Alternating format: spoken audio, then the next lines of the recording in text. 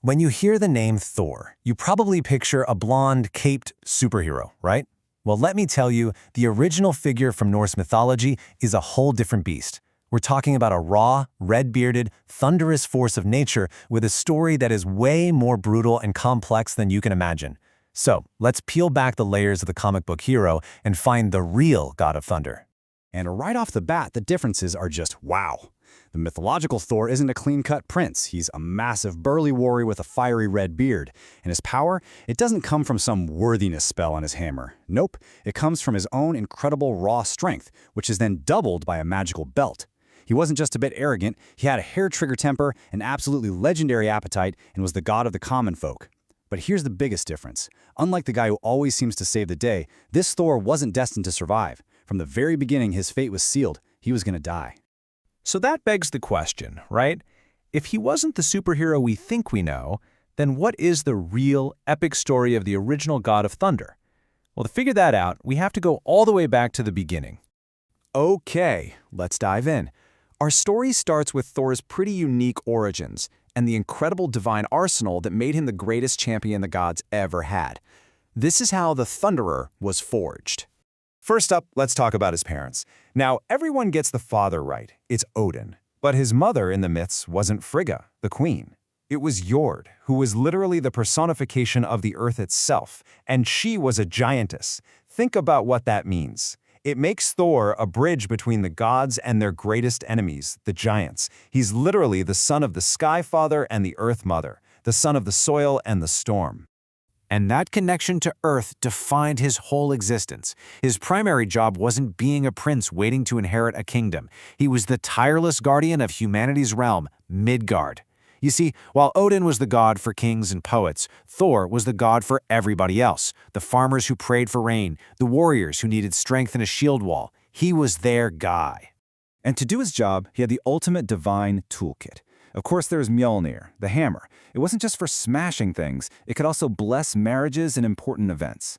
And check this out. He had a chariot pulled by 2 goats that he could literally eat for dinner and then, bam, resurrect them the next morning with his hammer. Talk about a sustainable food source. But the hammer's power was so immense, he needed his iron gloves, Járngreipr, just to handle it. And the final piece? His belt, Megingjörð, which took his already insane strength and doubled it. But you don't really get to know a character just by their wins. In fact, some of Thor's most telling stories aren't about his epic victories, but about his shocking, even humiliating defeats. These are the trials that show you who he really was. Everyone knew Thor for being able to crush giants, no problem. But his most revealing trial wasn't a battle of might at all. It was a battle of wits and magic, when he traveled to the castle of a giant king named Útgarða-Loki. So inside this hall, Thor gets challenged to a series of contests. First up, a drinking competition. Thor, famous for his massive thirst, grabs this huge drinking horn, totally confident. He drinks and drinks and drinks. But to his absolute frustration, the level of the liquid barely goes down. Next, Útgarða-Loki basically laughs at him and says, "All right, big guy, try something simple. Just lift my cat off the floor." Thor, probably fuming at this point, goes to lift this cat, and he strains with every ounce of his godly strength, but can only get one of its paws off the ground. A single paw. For the final insult, he's challenged to wrestle the king's frail old nurse, an elderly woman named Ellie. This has to be an easy win, right? Wrong. Thor gives it everything he has, but this old woman is unbelievably strong, and she actually forces the god of thunder down to one knee in defeat. As Thor is leaving, completely shamed and defeated, the giant king finally lets him in on the secret. That drinking horn, it was magically connected to the ocean. Thor had drunk so much he actually created the tides. And that cat, that was the Midgard Serpent, which wraps around the entire world. By lifting its paw, Thor had literally pulled the monster so high its back touched the sky. And the old woman, Ellie, she was old age itself. Útgarða-Loki admitted he was terrified because no one had ever come so close to defeating the undefeatable. And that encounter with the serpent, well, that was just a preview. Because the single most important relationship in all of Thor's myths is his endless, fated rivalry with that very creature. This is Jörmungandr, the Midgard Serpent. He's one of Loki's monstrous children, who Odin threw into the sea as a baby. but he just grew and grew until he was so enormous he encircled the entire world of Midgard, biting his own tail. He is pure cosmic chaos, and he is, without a doubt, Thor's prophesied doom. Their entire lives are basically defined by 3 epic showdowns. First, there was that magical illusion at Útgarða-Loki's castle. Then came a famous fishing trip, where Thor, specifically looking for a fight, puts an entire ox head on a hook, casts it into the ocean, and pulls Jörmungandr's head right out of the water. They stare each other down, venom and lightning in the air, before Thor's terrified companion cuts the line. All of this was just a build-up to the main event, their final, destined clash at the end of the world. And that brings us to the climax of all Norse mythology, Ragnarök, the twilight of the gods.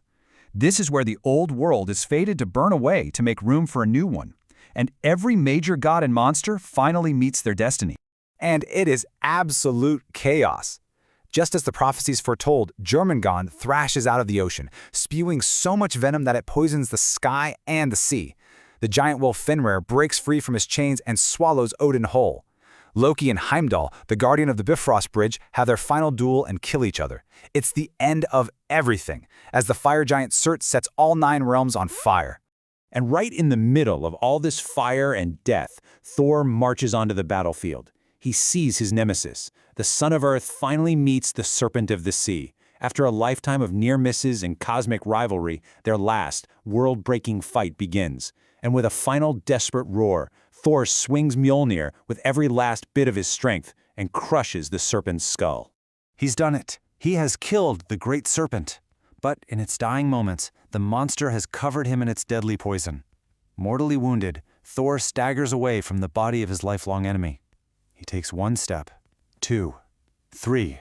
He manages to take exactly 9 steps, and then he collapses, dead. And this is so important. His death isn't seen as a failure. It's the fulfillment of his destiny. This line is from one of the oldest Norse poems we have, the Völuspá. It captures the tragic beauty of his end. He fulfills his duty as protector one last time, and those 9 final steps perfectly echo the 9 realms he spent his entire life defending. But here's the beautiful thing about Norse mythology. The end is never really the end. Destruction is always followed by rebirth. And Thor's story doesn't just stop with him dying on that battlefield. After all the fire and flood of Ragnarök, the great cosmic cycle starts over. From the waters, a new world emerges, green, fertile, and clean. A handful of the younger gods who survived the final battle gather there, along with the last 2 humans, named Lif and Liftsir, who hid from the destruction and are now destined to repopulate the new Earth. It's a new beginning. And it is here, in this brand new world, that Thor's legacy lives on. His 2 sons, Magni, whose name means might, and Modi, whose name means wrath, both survive. They journey to the field where Asgard once stood and find their father's hammer, Mjölnir, lying in the grass. They pick it up, and in doing so, they carry his strength and his protective spirit forward into the new age. And all of this leaves us with one last powerful question to think about. The most beloved and worshipped god in the entire Norse pantheon wasn't an immortal king who ruled from on high. He was a champion who they knew from the very beginning was going to die protecting them. So what does it say that the real story of strength isn't about invincibility, but about the courage to face your fate and do your duty, no matter the cost?